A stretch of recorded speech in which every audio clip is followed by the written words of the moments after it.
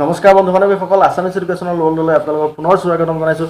আজি আমি আৰম্ভ কৰিবলৈ ওলাইছোঁ ত্ৰিকোণমিতি পৰিচয়ৰ 8.1 চেপ্টাৰটোৰ ক্লাছ 10ৰ ক্লাছ 10ৰ ত্ৰিকোণমিতি পৰিচয়ৰ 8.1 চেপ্টাৰটোৰ 9 নম্বৰ কুৱেশ্যনটো। 9 নম্বৰ কুৱেশ্যনত দুটা অংক আছে, দুটা অংকই কৰিম আমি। এতিয়া প্ৰথম আমি প্ৰশ্নটোলৈ আহোঁ, প্ৰশ্নটো আগে পঢ়োঁ আহক। প্ৰশ্নটো হ'ল ত্ৰিভুজ ABCৰ বি কোণ সমকোণ যদি tan A = 1/√3 তেন্তে তলৰ মানবিলাক উলিয়াব লাগে। sin A cos C plus cos A sin C। 2 নম্বৰটো হ'ল cos A × cos C minus sin A sin C। এই দুটাৰ মান আমি উলিয়াব। প্ৰথমে আমি প্ৰশ্নটো ভালদৰে পঢ়িব লাগিব, প্ৰশ্নটো বুজিব লাগিব আৰু প্ৰশ্নটোত কি হিণ্টছ দি আছে চাব লাগিব। আৰু আমি এই চেপ্টাৰটোত কৰা গোটেইকেইটা অংকৰ নিচিনাকৈ এই প্ৰশ্নটোতো এটা হিণ্টছ দিয়া আছে tan A = 1/√3। এই মানটো দিয়া আছে, অৰ্থাৎ আমাক ত্ৰিকোণমিতি অনুপাতৰ দুডাল বাহুৰ মান আমাক দিয়া আছে already. tan A = 1/√3। tan A হ'লে দুডাল বাহু আহিব, কোন দুডাল বাহু আহিব আমি ত্ৰিভুজটো অংকন কৰি গম পাম। এই দুডাল বাহুৰ মান দিয়া আছে, 3 নম্বৰ বাহুডাল উলিয়াব লাগিব, তাৰপিছত আমি অংককেইটালৈ আগবাঢ়িব পাৰিম। অৰ্থাৎ এতিয়া আমি প্ৰথমে কি কৰিব লাগিব, ইয়াৰ পৰা দুডাল বাহুৰ মান পাম আৰু কোনডাল বাহুৰ মান আমি নাই পোৱা সেই বাহুডালৰ মান আমি পাইথাগোৰাছৰ সূত্ৰৰ মতে আমি উলিয়াব লাগিব। এতিয়া আহক প্ৰথমে এই হিণ্টছটোৰ পৰা আমি দুইডাল বাহুৰ মান উলিয়াই লওঁ।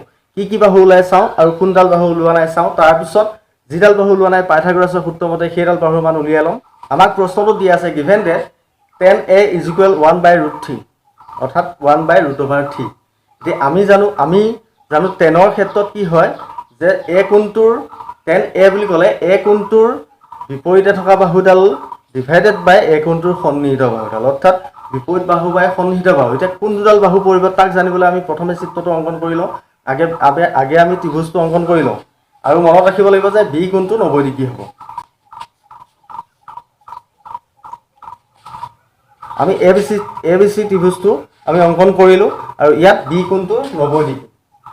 প্ৰশ্নটো যিহেতু দিয়া আছে বি কোণটো সমকোণ বুলি, গতিকে বি কোণটো সমকোণ 90 ডিগ্ৰী আৰু A কোণ আৰু C কোণ। এতিয়া আমাক tan A কোণৰ ক্ষেত্ৰত টেনৰ মান দিয়া আছে, A কোণৰ ক্ষেত্ৰত টেনৰ মান, আৰু টেনৰ অনুপাতটো আছিলে বিপৰীত বাহু বাই সন্নিহিত বাহু। বিপৰীত বাহু হ'ল A কোণৰ বিপৰীত বাহু হ'ল BC আৰু সন্নিহিত বাহু হ'ল AB। BC বাই AB tan = BC বাই AB। অৰ্থাৎ আমাৰ এতিয়া tan A = BC by AB আমি লিখিব পাৰোঁ। ইমপ্লাইজ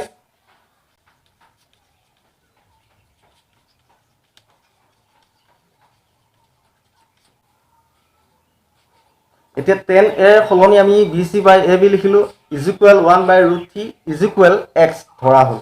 এটা ধ্ৰুৱক ধৰা হ'ল xটো ধৰাৰ পিছত আমি BC আৰু AB মান পাম।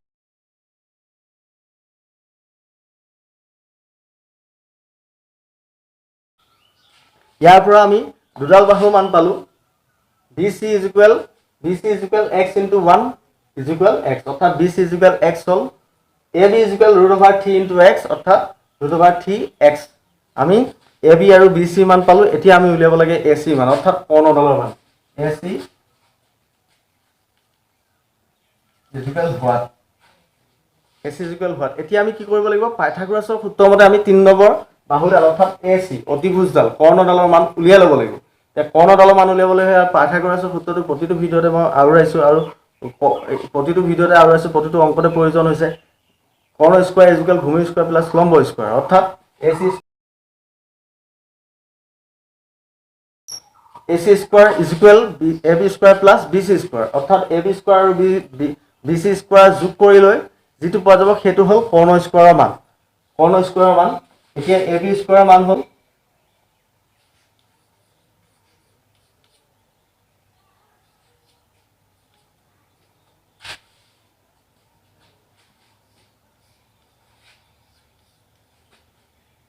এতিয়া আমি AB স্কোৱাৰ আৰু BC স্কোৱাৰৰ মান বহাই দিলোঁ। AB square √3x square whole square, AB মান √3x হোল স্কোৱাৰ আৰু BC স্কোৱাৰ হ'ল x, BC মানে হ'ল x স্কোৱাৰ।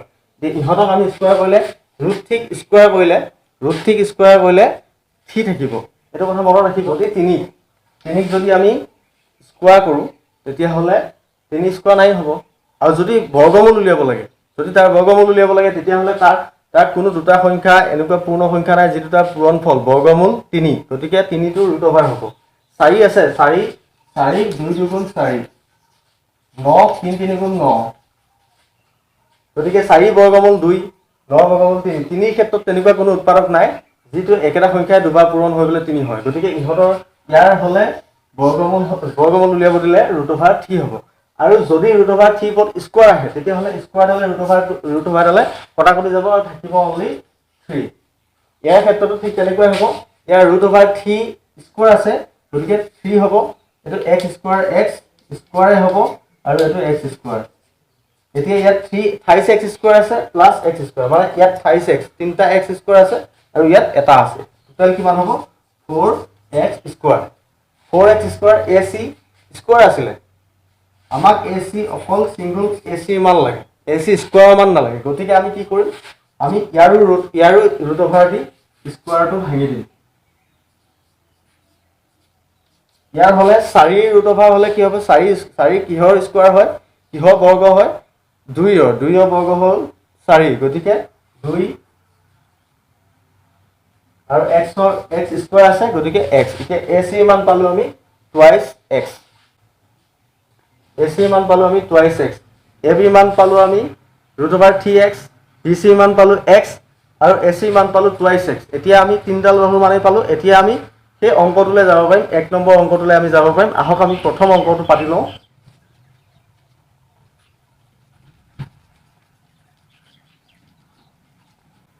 আমি পালো যে ab মান 5x √3x bc মান x আৰু ac মান টুৱাইস x এতিয়া আমি প্ৰথম অংকটো পাতি লওঁ আমাৰ ছবিটো চকুৰ আগত লাগিব তেতিয়াহে আমি অংকটো কৰিব পাৰিম গতিকে ছবিটো যাতে কোনো কাৰণত আঁকিবলৈ পাহৰি নোযোৱা আঁকিবলৈ পাহৰি গলে অংকটো ভুল হ'ব যে প্ৰায় ভুল হোৱা চান্স থাকে অৰ্থাৎ বাহু কেডাল কোন কেডাল আছিল সেইটো আমি পাহৰি যাব পাৰো যে sin a cos c minus sin c cos a sin a মান হলে কি হ'ব sin a হলে sin a কোণৰ ক্ষেত্ৰত বিপৰীত বাহু বাই অতিভুজ আছিল ab বাই bc বাই ac পালো তাৰ পিছত cosৰ ক্ষেত্ৰত ইয়াত একো চিন নাই মাজত sin a cos c মাজত একো চিন নাই অৰ্থাৎ ইহঁতৰ মাজত পূৰণ চিন আছে আৰু cos c মান হ'ল cos c cos মানে হ'ল সন্নিহিত বাহু বাই অতিভুজ সন্নিহিত cos c ক্ষেত্ৰত সন্নিহিত বাহু হ'ল bc বাই ac ঠিক তেনেকৈ sin c ক্ষেত্ৰতো sin c কোণৰ ক্ষেত্ৰত sin হলে বিপৰীত বাহু হ'ল ab বাই ac অতিভুজ বিপৰীত বাহু বাই অতিভুজ আৰু cos a হলে cos a সন্নিহিত বাই অতিভুজ cosৰ মান হ'ল সন্নিহিত বাই অতিভুজ এইখিনি পুৰা মনত ৰাখিব লাগিব সাইনৰ ক্ষেত্ৰত বিপৰীত বাই অতিভুজ cosৰ ক্ষেত্ৰত সন্নিহিত বাই অতিভুজ টেনৰ ক্ষেত্ৰত বিপৰীত বাহু বাই সন্নিহিত বাহু এইখিনি পুৰা মনত ৰাখিব লাগিব তেতিয়াহে আমি এনেকুৱা অংকবিলাক কৰিব পাৰিম আৰু সেইখিনি যাতে আপোনালোকে ভালদৰে মনত ৰাখে এতিয়া cos a ক্ষেত্ৰত a কোণৰ সন্নিহিত বাহু বাই অতিভুজ হ'ব cosৰ ক্ষেত্ৰত সন্নিহিত বাই অতিভুজ আহে গতিকে ab বাই ac হ'ল এতিয়া আমি দেখিলো ওপৰতো bc * bc তলতো ac * ac গতিকে bc স্কয়াৰ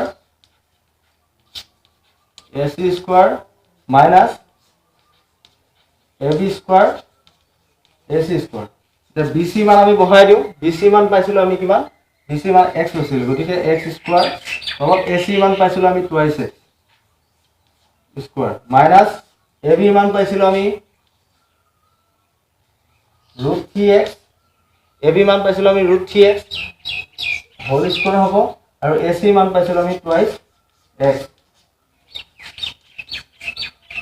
এতিয়া আমি ইয়াৰ পৰা উলিয়াব লাগে সৰি অংকটো ক্লাছত আছিল মই পটা ভুল কৰিলো গতিকে ক্লাছতে হৈ আহিব এতিয়ালে বাৰু এই চিন্তাল ব্যৱহাৰ হোৱা নাই এতিয়া চাইছো ক্লাছত আছিল গতিকে ক্লাছত আহিলো 4x স্কয়াৰ এটো x স্কয়াৰ প্লাস এটো √3 স্কয়াৰ আছে গতিকে √3 স্কয়াৰ হলে কি হ'ব ৰুটডালে স্কয়াৰটোৱে কাটাকাটি কৰি 3 থাকিব ইয়াত 28x স্কয়াৰ তলত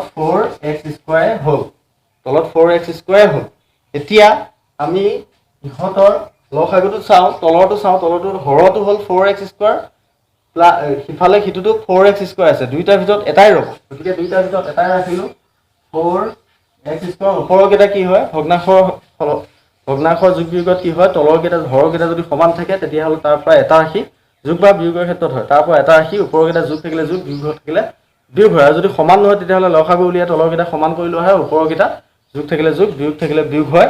সেইটো এতিয়া 4x স্কোৱাৰ পৰা 4x স্কোৱাৰ এটা আহিল আৰু ইয়াৰ ওপৰকেইটা যোগ হ'ল x square plus 5x square.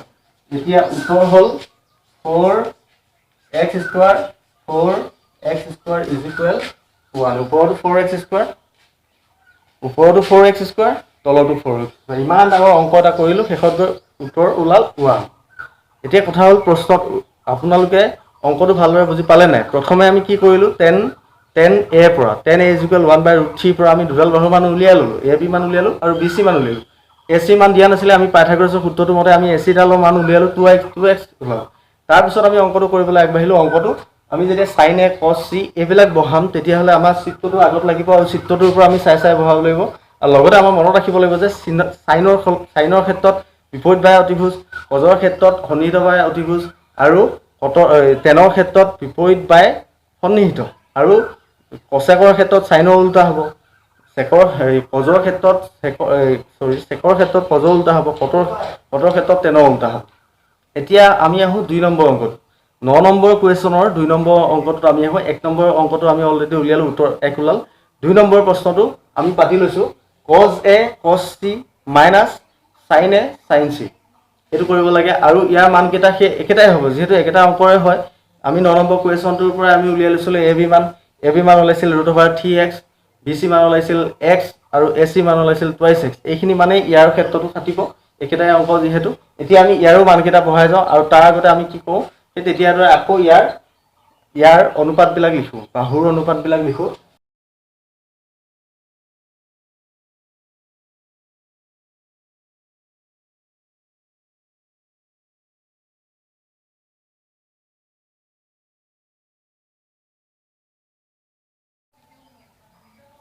আমি পাতিলোঁ, cos a হ'লে ab/ac হ'ব আৰু cos c হ'লে bc/ac হ'ব, মাজত একো চিন নাই, গতিকে পূৰণ চিন হ'ব। মাইনাছ sin a হ'লে bc/ac হ'ব আৰু sin c হ'লে ab/ac হ'ব, মাজত পূৰণ চিন হ'ব। এতিয়া ইহঁতৰ পৰা পালোঁ কি, তলত ac স্কোৱাৰ পালোঁ আৰু ওপৰত ab ইনটু bc, আৰু ইয়াৰ ক্ষেত্ৰতো আমি তলত ac স্কোৱাৰ পালোঁ, bc ইনটু ab, ইহঁতৰ মান ab ইনটু bc আৰু bc ইনটু ab একেই কথা। গতিকে ইয়াৰ মানটো আমি জানো যে তলৰ দুটা যদি একেই থাকে তেতিয়াহ'লে তাৰ পৰা এটা আহিব, গতিকে ac স্কোৱাৰ আহিব আৰু ওপৰত ab minus ab into bc minus ab into bc, ab into bc minus ab into bc, দুইটা একেই চাওক, ab into bc, ab into bc, অৰ্থাৎ ইহঁতৰ দুইটাৰ পৰা ইটোৰ পৰা সিটো গ'লে বিয়োগ হ'লে শূন্য থাকিব, ab into bc, ab into bc, bc into ab টোক আমি উল্টাকেও লিখিব পাৰোঁ, ab into bc is equal a into b is equal b into a, অৰ্থাৎ ab into bc, bc into ab একেটাই কথা। 2 3 গুণ 6, 3 2 গুণ 6 হয়, গতিকে ইহঁত দুটা একেই হ'ল। গতিকে ইয়াৰ পৰা পালোঁ আমি 0/ac স্কোৱাৰ। যে আমি ইয়াত পালোঁ, ইয়াত আমি মান নবহোৱাকেই হৈ গ'ল, কাৰণ ইয়াত আমি মান বহাবলগীয়া নাই। ওপৰত যিহেতু 0 আছে, ac স্কোৱাৰে যদি 0 গ্ৰহণ কৰা যায় তেতিয়াহ'লে উত্তৰটো 0 হ'ব। এনচাৰটো 0 হয়। আশা কৰিছোঁ ভিডিঅ'টো আপোনালোকে বুজি পাইছে। যদি বুজি পাইছে আপোনালোকে মোৰ চেনেলটো ছাবস্ক্ৰাইব কৰক, লাইক কৰক, শ্বেয়াৰ কৰক।